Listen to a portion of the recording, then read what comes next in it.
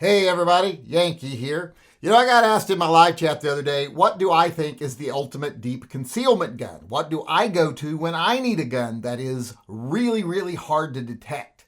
Well, some people might think it's something like my little Beretta Pico here, but it isn't. Even though this gun is very light and very small and incredibly thin and very easy to slip in a back pocket in a wallet holster, much like my little C-Camp, they both share some of the same issues. One, they're very small, so they're really hard to use properly, especially if you've got larger hands. They're something that, isn't really going to be that easy to make the most of. And also, they're lower calibers. They're .380 or .32. So they don't really have the oomph I would like to have for my carry gun. They're what I would call last-ditch effort guns, better than nothing guns. But they're not what I would consider the best deep concealment guns. Now, another gun a lot of people think might be my answer if they come to my live chats would be my Beretta Tomat, because they would know I love this gun and that it is very easy to conceal, and it's great if you want to have something on you, but you want to reduce the risk if someone bumps into you or hugs you, etc., that they actually feel something that feels like a gun. But even though this gun is small, it's also kind of thick. So it's not exactly what I would call great for deep concealment.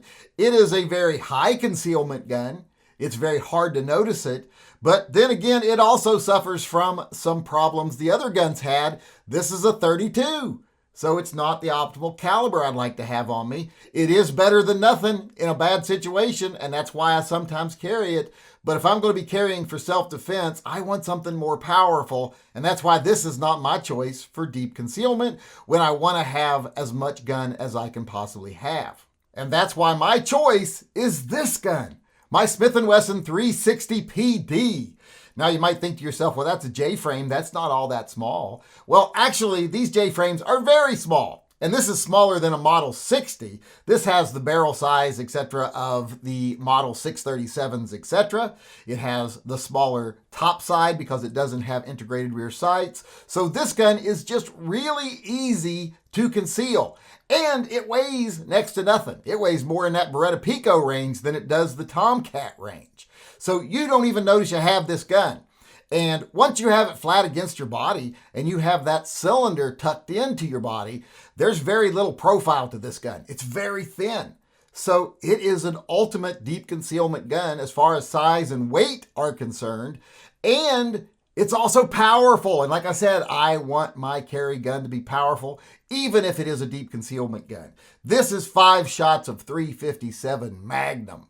And even though that's not a pleasure to shoot, might give you a little bit of a sore wrist tomorrow, if you ever had to use it, you would be glad it was there, and you'd be glad to have that sore wrist tomorrow because it would have been worth it for that power and performance.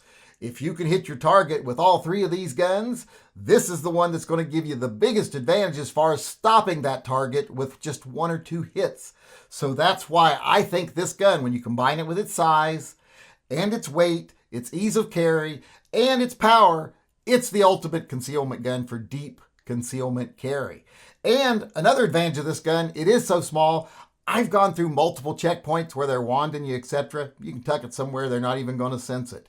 And I don't know if that scandium has any effect on the scanners, but like I said, I've been through 2 different wanding events now at comedy clubs, and they didn't detect this gun. So maybe it has an advantage there, but I think it's mainly because of how I can just put it wherever I want it, because it is lightweight, so they don't really notice it. And like I said, that combined with everything else is why I think, in my opinion, if I was going to go out and buy a deep concealment gun, what I would choose is the Smith & Wesson 360 PD.